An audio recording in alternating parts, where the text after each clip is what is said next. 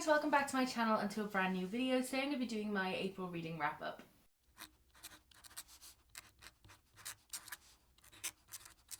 I actually read 23 books in April, which is kind of wild. I had no idea I'd read that much until I just looked.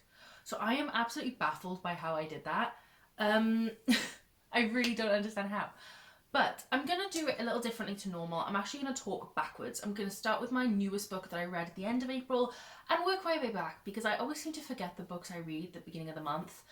And then I always feel like by the time I get to the books I actually remember, I'm so exhausted from filming that I don't give them enough justice.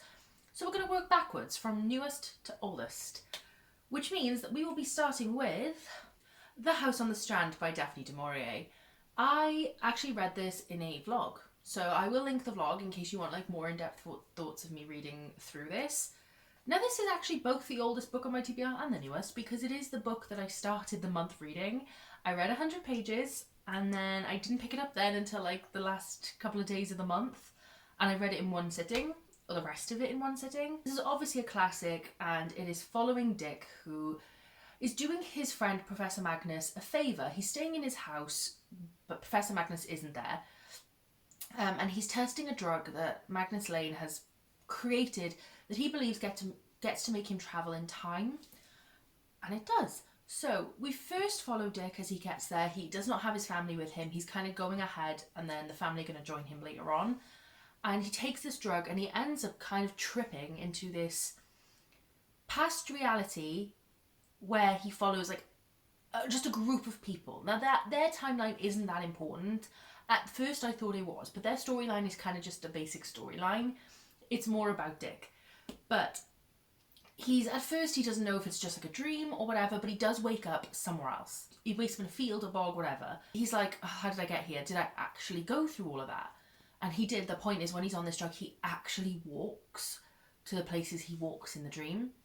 And then he checks like records and things and finds out that these people he's dreaming about, who he'd never have known, are real people, and there's actually records of them, and the things that he is tripping about actually happens and is recorded. So he realizes that this is real, and somehow he is traveling back in time.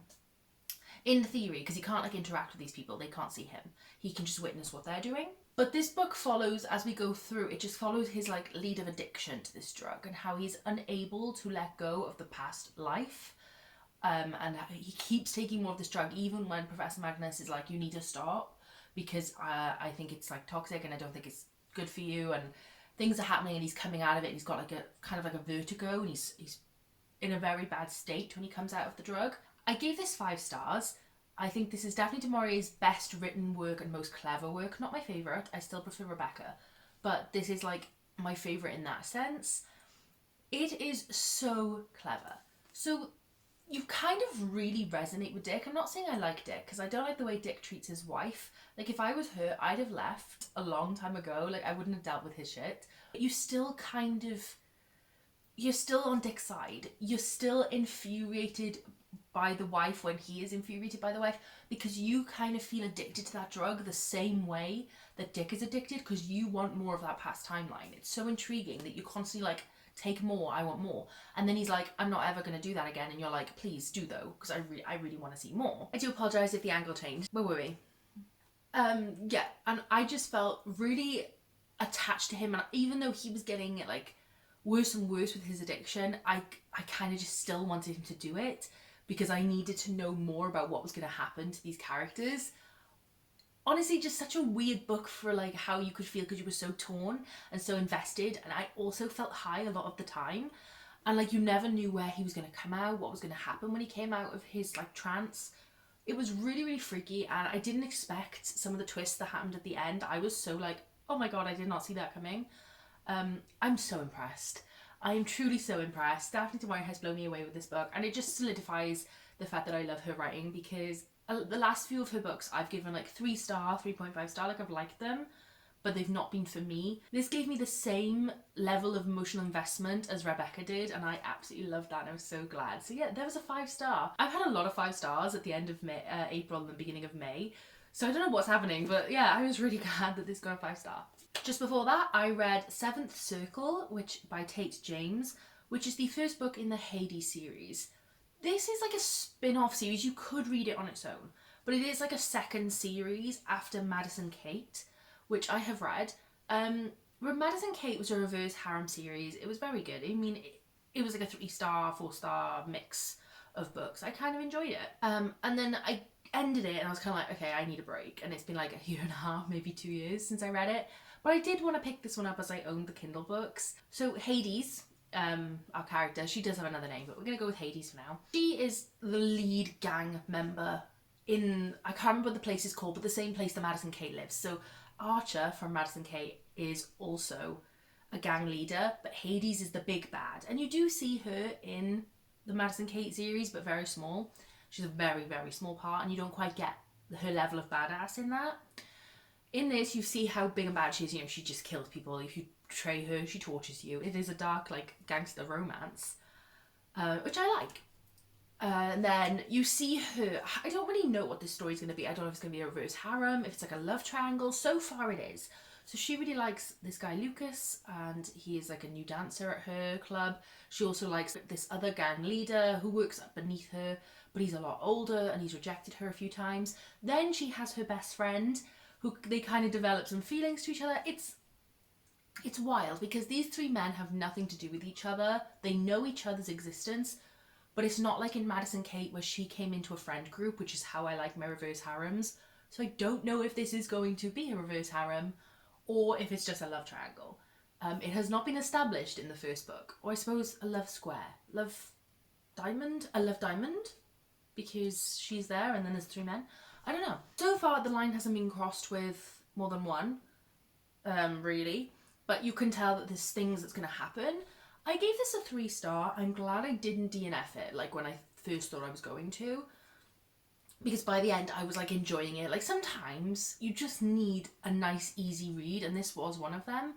And I definitely got more into it when I thought I was going to DNF. I picked it up like, oh, I'll read a couple of pages, see how I feel. And I just ended up finishing the book. It felt really good. But I did really, really enjoy it for what it was, and I do plan on continuing.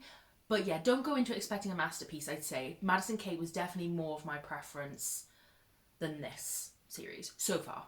Then I did a little reread of Sheets and Delicates by Brenna Thumler because I was given the e-arc of Lights, which is the third and final instalment of this series. I read this series for the first time in 2020, actually in April of 2020, so it's been 2 years.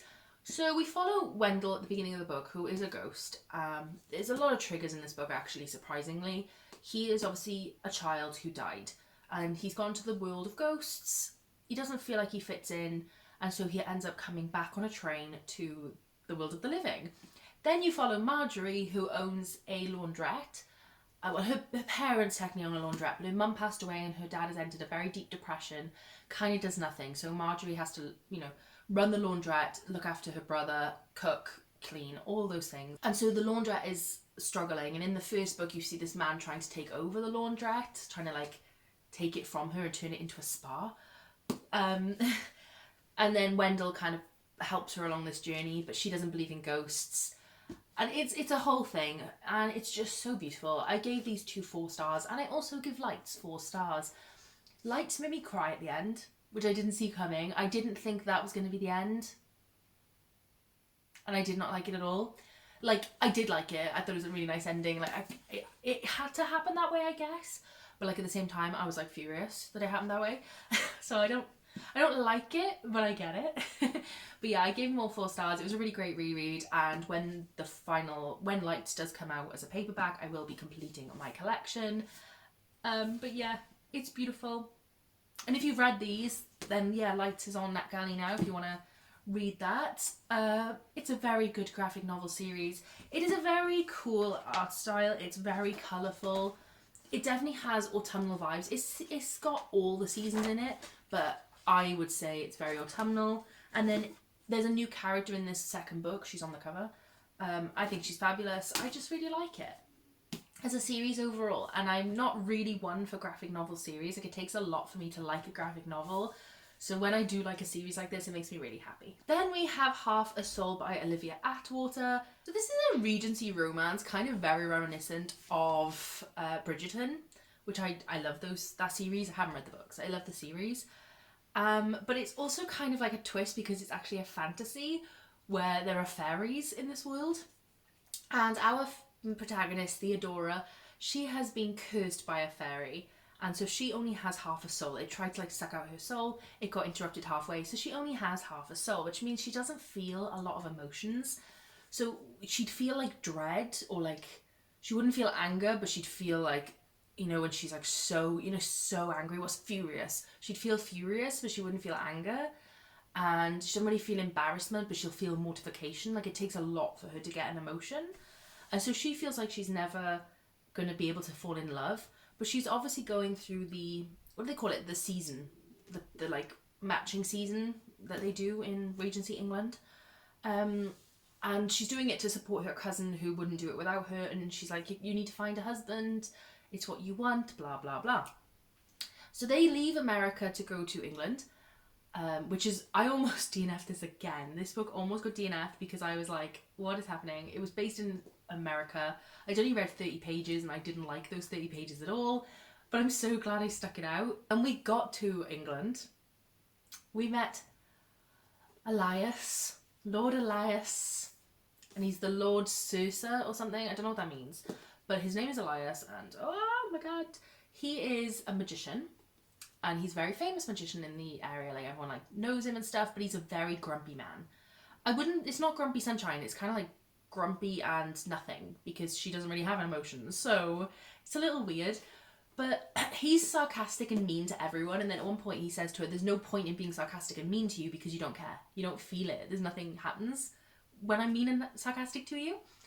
And yeah, I love this man. This is like one of those men I'm obsessed with. I ended up giving this a 5 stars.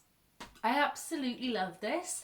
I really like the inclusion of the fantasy world and like the other side. I can't really say too much without spoiling anything, but I really like that inclusion. I really like the fantasy elements.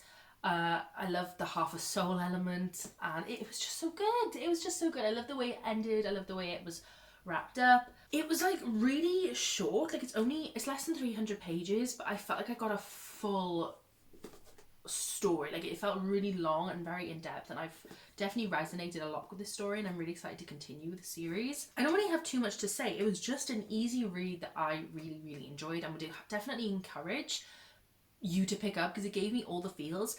And like, I love when a romance like makes me like excited, like my heart like goes and I get really like happy and squealy. That's what this did for me. I definitely recommend the audiobook. I think it's a really good way to read this, which is why I think I like this so much, because when I thought I was going to DNF, I switched the audiobook and it worked a charm. So yeah, I would definitely encourage you to pick that up. It was so good. I also picked up Twisted Games by Anna Huang because I needed to read some sequels. I'm really bad with romance sequels.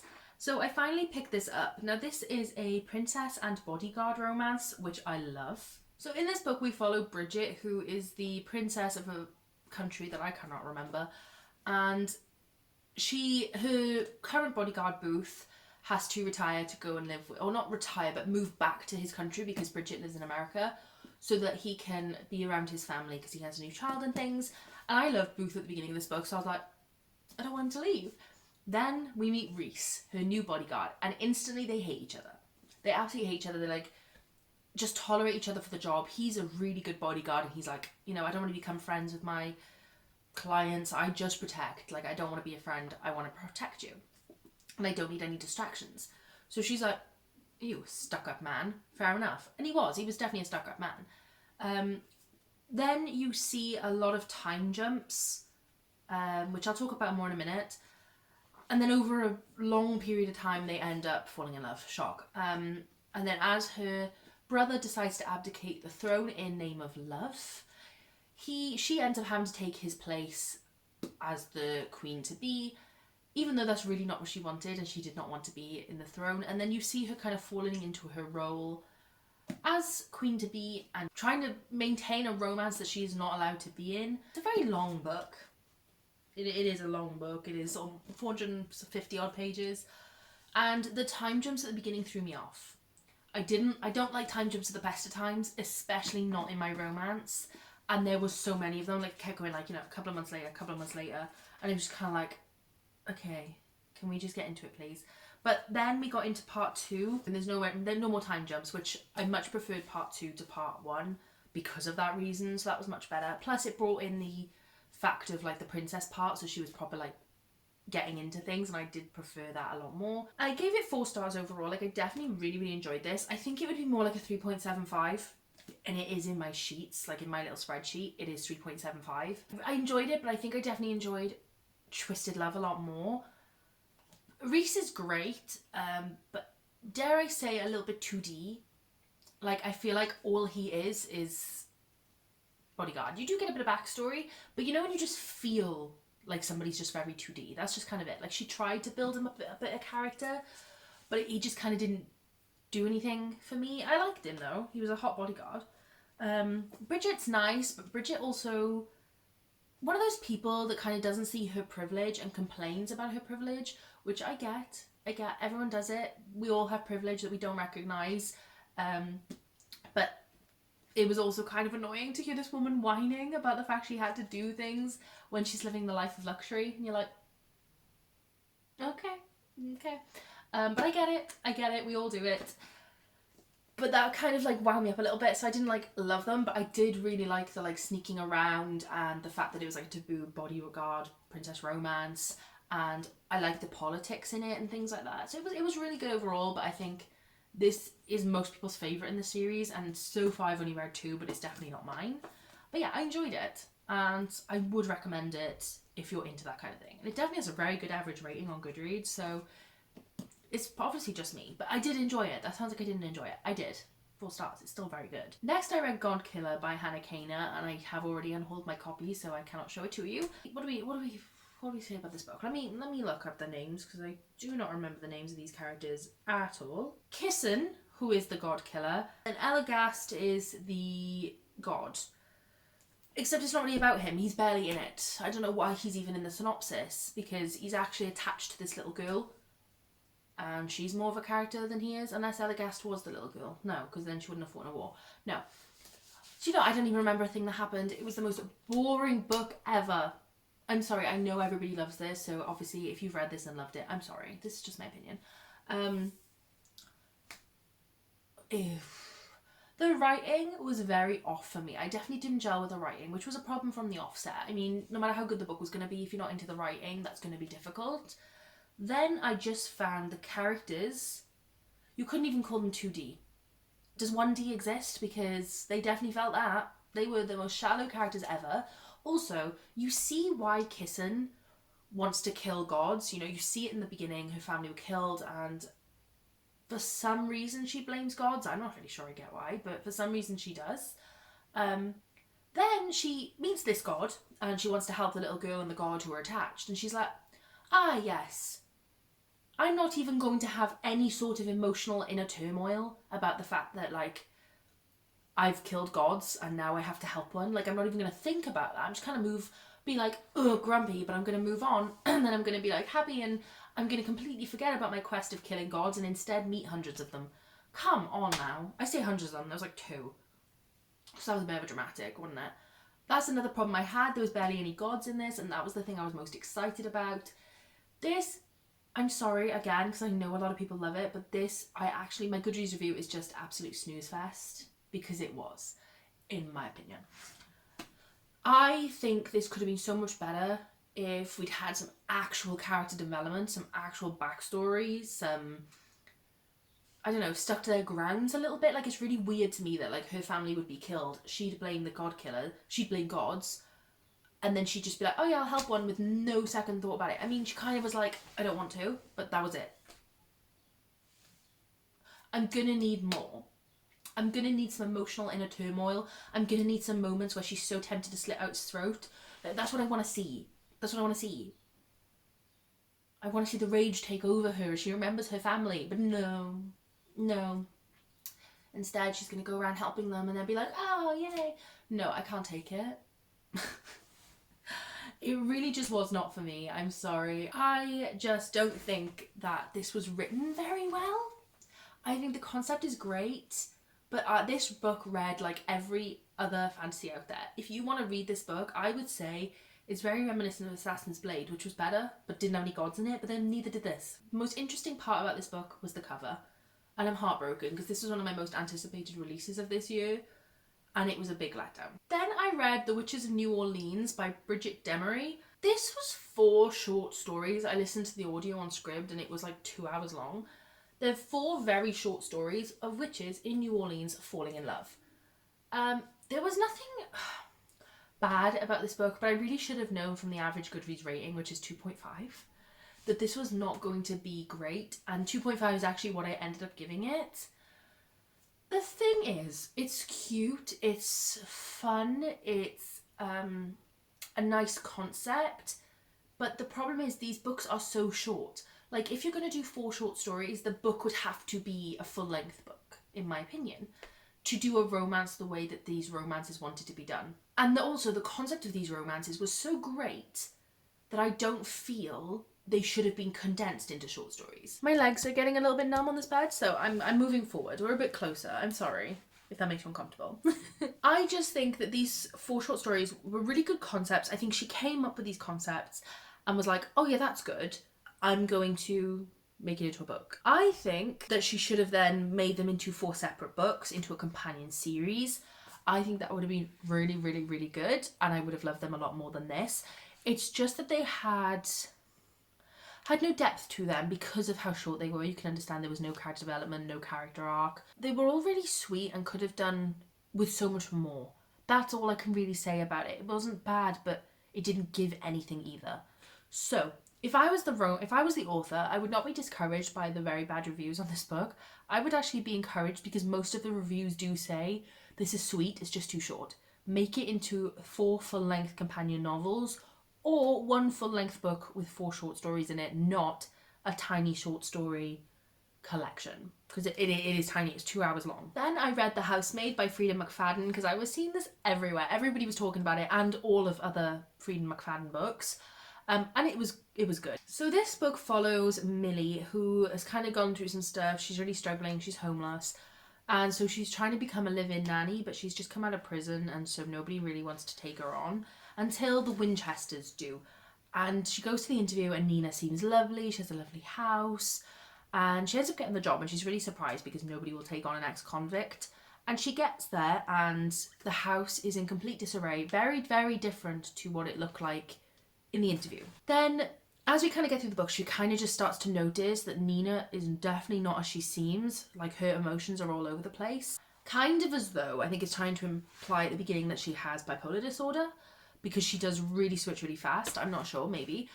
And then she meets Andrew and she doesn't understand how such a sweet husband has such a, as she calls her, a manic wife. So you kind of feel so sorry for Millie as she goes through this experience, and like there's like a lock on the door outside of her room in the attic, and so she's like, why is there a door lock on the outside? Very confusing. That's all there kind of is to it. You can't really say much more because I don't want to spoil anything for it. Everybody was saying how wild the twist was in this book, except I guessed exactly what the twist would be within the first 10%. And I thought it wasn't going to be the twist. Like, I thought I was wrong.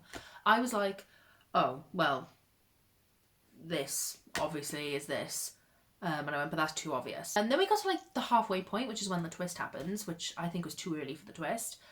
And all is revealed, and I was correct. And I was like, oh, okay. So I was on FaceTime to Connor as I was reading, and I said, the book is either a 5-star or a 4-star. And if what I think is happening happens and nothing else, then it's going to be a 4. And if it's better than I expected, it'll be a 5, basically.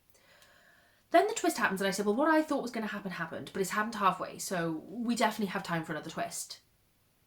And then no other twist happened, and I was like, oh, okay. So I did fall on a 4-star for this. It was very enjoyable, it was very fun, it was very entertaining, and I liked Millie, and I liked the like tension of it all, but I did guess exactly what was going to happen from the beginning. I feel it was obvious, but obviously not, because a lot of people did not guess it. But in my eyes, I don't guess twists very much. I'm not very good at those things. Yeah, I don't know. I don't want to say too much because, again, it's really hard not to spoil these things when you talk about them. But yeah, I just think the twist was too obvious for me personally, but I really enjoyed the story, and I definitely plan on continuing the second book. I did like the epilogue. I liked what that revealed. That was really cool. nothing special, not like a big twist. It was just cool.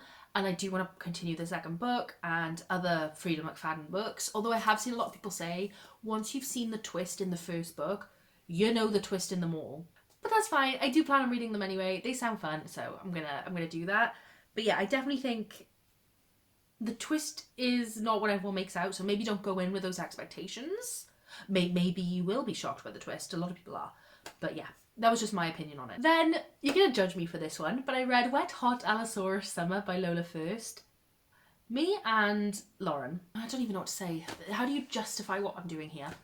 So we send each other very funny smuts. Like, I found one with a horse on the cover, and the horse has real life hands. Very odd. And one day we came across dinosaur smut, and we were like, you know what has to be done, correct? Then we read the first one, and neither of us, I don't think, enjoyed it. But you know when it's like, yeah, we didn't enjoy it, but like it's got to be read. Do you know what I mean? Like we got it. We gotta read it. It was that kind of situation. So read it, I did. Don't ask me why I've continued to read them, but this one came up on my NetGalley, and I was like, oh yes, I'm going to request it.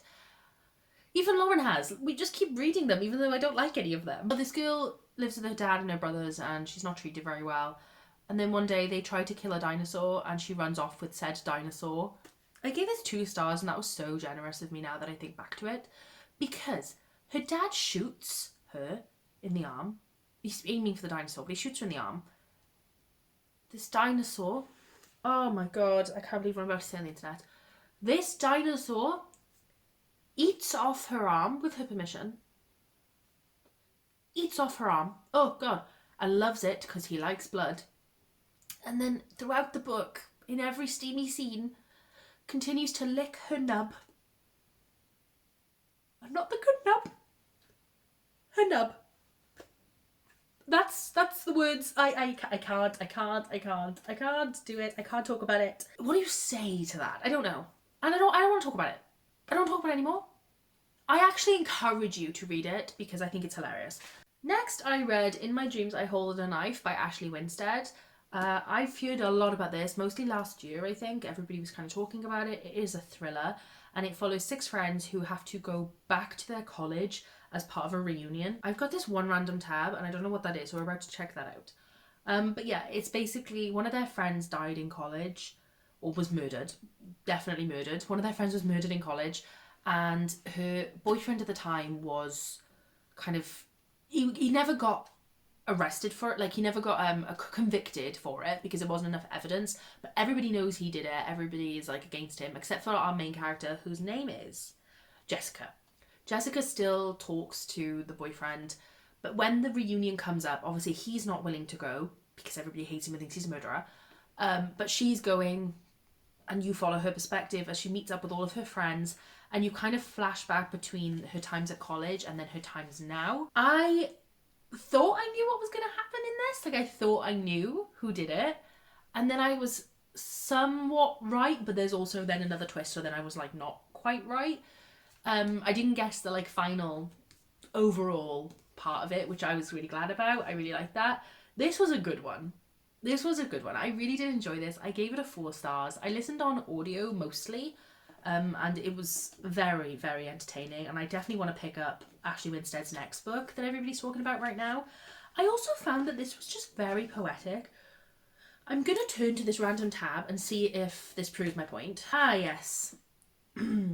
It's talking about grief, and she's reading a poem by Mary Oliver, and it says, "Tell me what it is you plan to do with your one wild and precious life. I sat up with a surge of anger. Why should I be satisfied with one wild and precious life? A vision of my father's grave flashed. 3 small figures huddle around it. It wasn't fair. People deserve more than that. More than a small brief existence only to fade away in the end." Like, I just really like a lot of those lines, and obviously if I was listening on audio and I felt the need to run to my copy and put a tab in, it was obviously meant something to me at the time. You know, I lost someone in April, and I was actually at the funeral yesterday, so as you can imagine, I was going to be affected by lines about grief and things, so maybe it's not as profound as I thought it was at the time. But yeah, I really enjoyed a lot of the sentences about this in this book. I really enjoyed the writing. I really enjoyed the actual plot. I really enjoyed all the characters. Like, they're kind of like you hate them all. Like, I did anyway. I didn't like any of them, but I also loved to hate them. Do you know what I mean? Like, I really enjoyed reading about them. Yeah, it was a very good book. Very much enjoyed, and I'm definitely going to be rereading this in the future and seeing if I can spot some things. Then I read Random Thoughts Daily Poems by Jamil Rukic. I got this as an ARC and I really enjoyed it for the most part. Like, I was really into it. It was really making me feel some emotion. I was tearing up. I was full on crying at some parts. Like, I was just really enjoying it. I like poetry a lot, and I like ones that make me like feel, kind of feel sad, if I'm being honest. I like sad poetry, and I kind of felt in that moment that I needed a good cry, and so I was like, yeah, this is the good stuff. The only thing is that it was a bit weird, actually. Throughout the book, some like weird conspiracy theories to do with COVID kind of edged their way in, and there was like, it kind of started to become like an anti-vaccine propaganda situation, and that personally does not align with my views. I have all my vaccines, and I like having my vaccines. So when I'm sat there like all emotional, up in my feels about this poetry, and the next thing you know, it's like vaccines, conspiracy, the government sticking things in you like trackers. I'm like, what is happening? What's happening? Like, I was like a little bit like confused. So that, it actually stopped the book being a 5 stars, and I ended up giving it a 4, simply for that reason. Maybe that's a bit dramatic, but I didn't know what to expect. I was like kind of reading it, and then suddenly COVID. I'm like, huh? Who? Why is this coming into it? I don't know. But yeah, that was the only thing that I would say bad about that book. It was a little bit odd. But I really enjoyed it otherwise. But again, if like, I don't know if I'd recommend it, even though I really love the poetry, because there's nothing worse than enjoying some poetry and then kind of being like stuck into some COVID stuff. Or like, I can deal with like a mention of COVID. I mean, COVID happened. If you want to write poetry about COVID, write poetry. But like, anti-vaccine propaganda? I feel like that should have been a warning. Like, I just didn't want to read that. Then I read Cryptid Club by Sarah Anderson. This I had not seen before. I was surprised to find out it was published in like 2019. Completely unexpected by me. I picked this up because Sarah Anderson wrote Fangs, which I really, really enjoyed. So when I saw this in Waterstones, I was really intrigued, and I was like, I want to pick this up. And it is not what I expected at all, but it's hilarious. Give it a 4 stars overall. Basically, every page is a new story, so that is it. That's the story. Oh, I'm just throwing it around. And then this page is a story, and then this page is a story. It's very weird. And it follows little cryptids. So we've got like the Mothman, Slenderman, Bigfoot, things like that. And it's just little cute little jokes. Just cute little jokes, you know? I don't know. I just think it's really, really cute. And I can definitely see myself like just picking this up when I'm sad. Like, if I feel sad, I'm picking this up. If I need a little laugh, picking it up. So I'm really glad I bought this. It was fun. I don't think it's going to be everyone's cup of tea. I think a lot of people are going to be like, you just bought an over-glorified joke book. But it was definitely my kind of thing, and I really enjoyed it. However, it told me that these glow in the dark, and they do not glow in the dark. They don't. Heartbreaking. Then I read The Book Eaters by Sunny Dean. We follow Devon Fairweather, who kind of goes through a really, really hard life, and you learn more about that through this book. They live in a world where they are book eaters, so they eat books. That's how they survive. It's like us eating food. They eat books, and then they kind of get the knowledge of a book. Then she has a second child, as the synopsis said, and you'll learn more about that. And this child doesn't eat books, but instead eats minds. Like, he wants to eat, he eats brains and souls of people, and then becomes the people. It's a cool premise, but I gave this 2 stars because I couldn't have cared less. And I have no reason to say that. Like, I don't have like, oh yeah, I didn't like the writing or anything. No, it was fine. I just felt nothing to this whole book. I had the audiobook on while I was cleaning, and I just never paused it. I never stopped it. I just kept listening. I was like, oh, when I finished, I could have put that down at any point and never have thought about it again, which is very disappointing because I've had this on my TBR for a while and I really wanted to read it. And I don't really have much to tell you about it other than I literally did not care. I know it's not a great review, but that is how I felt. Like, I have nothing to say. I have nothing to feel. I just didn't like it. I just didn't want to read it anymore. And yeah, that's it. That's all I have to say. I wish I had more to say about it. Then, because I'm working backwards, I would be showing you that I read Daisy Hate, but I'm going to talk about both books because as I'm doing it backwards, I don't want to show you the second book before the first. So we'll talk about Magnolia Parks first. I read Magnolia Parks by Jessa Hastings. This is a toxic romance between BJ Ballantyne and Magnolia Parks. Start the book and it's already post-breakup. They're just being toxic to each other. The whole book, they just kind of go back to each other, leave each other, back to each other, leave each other. Neither of them will admit their feelings. They keep cheating on each other. Just all around being rude and toxic. I absolutely hate BJ with my entire being. Magnolia Parks is my everything. I love her to the moon and back. She's definitely not perfect. She has her flaws, but BJ, he's the worst person on planet Earth. I loved this book. I am so surprised. I gave it a 4.5 at the time of reading, but I really think I want to change that to a 5 because I haven't stopped thinking about this. I think the only reason it didn't get a 5 was because I was annoyed by it. But the reason I was annoyed by it was because it was a toxic romance, and that was the whole point of the book. I love this. I love this so much.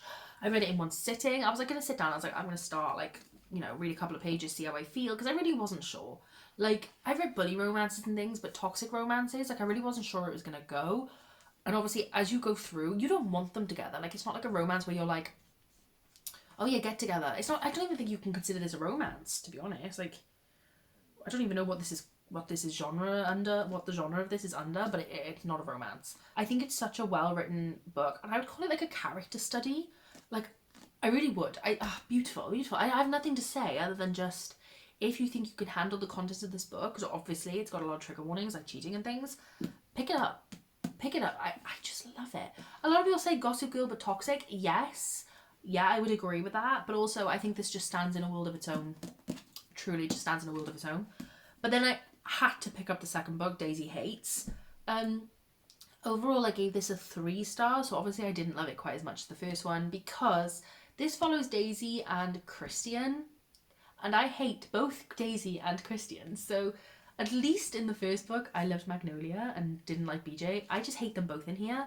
Christian you see a lot of in the first book. And I should probably state that they are in the exact same timeline.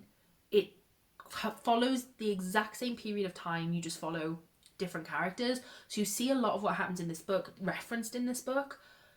So I would definitely encourage you to pick up this book, then this one. Don't pick up this one just because it's a different character. Do it consecutively, in my opinion. This one's definitely less toxic, but it's still not like a healthy relationship. But they're more meeting. Like, this isn't post-breakup relationship. This is pre-relationship romance dating. The problem is that Daisy Hates is a terrible person. Christian is a terrible person. Like, he is in many ways worse than BJ, because at least BJ is openly a bad person and knows he's a bad person. This guy thinks he's God's gift to Earth and is just one of the worst people I've ever met. I've never met him. He's a fictional character. But you know what I mean? He is the epitome of all that is wrong with mankind. Because again, yes, BJ is a bad person. Yes, BJ does bad things. But BJ is well aware that he's a bad person. Like, he knows, he literally says, why can't I stop myself being a bad person? This guy thinks he is everything. I hate him. And he continues to blame Magnolia for everything that happened in the first book, because I don't want to spoil anything, but there's definitely a lot of, like, he's Magnolia's friend. Like, there's a really close friendship group in this, and things happen between them, and he continues to blame her for the most ridiculous things that, like, she cannot be blamed for. I'm sorry, I'm obviously like a Magnolia Parks stan. Like, I'm gonna defend her till the end of days, right? I'm gonna defend her. But he is dreadful. All I can say is he's a wet wipe. That is his whole character, is he's a wet wipe. Daisy Hates is not a wet wipe, but she's not a very nice person. I don't know why she has this, like, bit of resentment to everybody. I don't really get it. And again, she thinks she's everything, and she doesn't understand her privilege when she has a lot of it. So she kind of annoyed me. The very good thing about this book, though, that, like, makes me, like, enjoy it, even though I gave it 3, I still really like this book, was Julian. Julian is Daisy's brother, and I know that in the next Daisy book, apparently we get a lot more Julian, and I'm really, really excited about it. Yeah, he's her brother, and he is such a slay. He is such a slay. I love this man. He is the leader of a gang. Would you call it a gang? Yeah, and he does bad things, kills people. I mean, I read a lot of his books, so it doesn't really feel like bad to me. But he's such a soft boy. He's not, he's a killer, but he's a soft boy. I love him. And I really hope that, I know there's 4 books out currently, but apparently the world is not ended. I really hope that we get more from him. Although I don't know if maybe the next Daisy Hates does give you his end of his story, I don't know. But in this one, like, I definitely didn't get enough and I want more. My biggest criticism, however, in this book is the footnotes. Every page, pretty much, I'd say like 70% of the page, 77% of the pages has footnotes. And like, I'll just show you the first page. Why is there this many footnotes? By page 50, I was over it. I was not looking at another footnote. Because they were unnecessary. I mean, unless you're writing a textbook, what is the need for a footnote?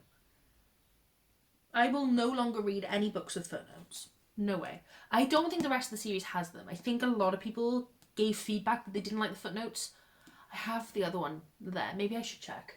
I'll be checking after this video. But I really hope that nobody else takes after this and does footnotes. Dreadful. I know I've just talked really bad about this book, but you know when it's a guilty pleasure? This is my new favourite series. This is wild. And I got the next one right there, and I'm definitely going to be picking it up in the next couple of days when I've got time to read. I am so excited. Then we have Now She Is Witch by Kirsty Logan. You follow Lux, who's going through like a really hard time in life, and you follow her as she finds her mother's house burnt down. Her mum's obviously dead. Then she kind of goes on a journey and discovers Elsie, who comes with her on this journey. And it is just a very slow journey of her trying to get to the North Witches. I can't remember why. I wanted to love this. The cover is stunning. The story sounds like it would be stunning. I gave it a 2. And I have a couple of reasons as to why. The writing style was my main criticism. I didn't gel with the writing style. Like, that's obviously a personal preference. So, like, you could really gel with it and that's fine. That was one of my main problems. Second of all, they have these sections called character backstories. And they're like 70 pages each, I'd say. Like, they're parts. And the issue I have with them is it's kind of written like poetry. And every sentence starts with the and sign. And when that happens for such a long period of time, in this like poetry format, very, very distracting, frustrating. I just couldn't enjoy that myself. Again, personal preference. I can see why some people would. But there's just a lot of like those and signs. And it really took me out of the book. And I didn't like it. I just didn't like it. I'm sorry. Then we had a section where, quite close to the beginning of the book, I'd say, watching people eat the bread that she baked. And she's like, there's something satisfying about watching people eat your poo and pee. Because she'd rolled her poo and her pee into the bread dough. And there was not for any reason. They hadn't done anything. She just felt this weird satisfaction. And from that moment on in this book, I was like, no, done. It was one random sentence and it ruined the book for me. Even though I don't think I'd love this anyway. But like, it put me in a bad place. I did like that it was very feminist. Like, it was very anti-men and like talking about the bad things that men do to women. Like, obviously I really like that. That's my jam. But this book was a 2-star. It was not for me. I think if it had not had the writing style, I could have definitely gotten on with it a little bit more. But there's nothing that I would have like really connected in this book with. Unfortunately, because again, this is so beautiful and the synopsis sounds very much my cup of tea. It just was a clash of styles. We're almost done. Good, because I've been filming for more than an hour, so I'm gonna have to edit this down. We have This Woven Kingdom by Tahara Murphy. I listened to this on audio and I enjoyed it. Is it a Beauty and the Beast retelling? No, it's not a Beauty and the Beast retelling. Is it Cinderella retelling? Cinderella? One of them. And it was really, really entertaining. I had a good time. I enjoyed it for what it was. But I am not in my YA fantasy era, so I didn't expect to give this a 5 stars at all. I didn't expect to give it a 4, and I did give it a 3. It's what I gave it. It's what I expected to give it. But it was a really nice palette cleanser for me. I think it's a very good YA fantasy. If you are still in your YA fantasy era, this is one to pick up for sure. I won't be continuing into the next book, I don't think, but I still enjoyed this enough, and I enjoyed it at the time. I had a good time with it. It was an easy listen. I don't remember what it's about, so I can't really say too much other than I remember there's a character whose name I don't remember, sorry. I'm getting better about that though. I'm getting better about characters' names. I'm making a conscious effort, but not with this one apparently. But she is struggling I don't want to spoil anything because I don't have the synopsis in front of me to know what's a spoiler or not. But she is working as a maid for these people, and then she's like also a dress, what do they call those dressmakers? Oh my goodness, the people who stitch. I don't know, but you know who I mean. She's like doing that on the side to earn some money to get out of this situation, and then you find out things about her like past. She bumps into this person, and then this prince is like watching her, keeping his eye on her. Then they kind of like have like this weird romance thing that I really enjoyed. This one scene of them in the castle, because she is the maid at the prince's auntie's house. Very complex. I really enjoyed one particular scene. Like that was a very good scene. Like I really liked that. But yeah, overall this was quite fun. It was on the lead up to a ball, and yeah, it was just good fun. Like I had a good time, and I would encourage it if you are in your YA fantasy era. I would encourage you to pick it up. But yeah, the reason it got 3 stars is because I'm not in a YA fantasy mood. This is all it was. There wasn't anything bad about it really. So those are all the books I read in April. I have been talking for more than an hour. I hope that I can get this video down. Otherwise, I'm really, really sorry that this was so long. It feels really good to be doing wrap-ups again. I really miss doing them. I love talking about the books with you guys. So yeah, thank you so much for watching this video, and hopefully I shall see you in another one very soon. Bye!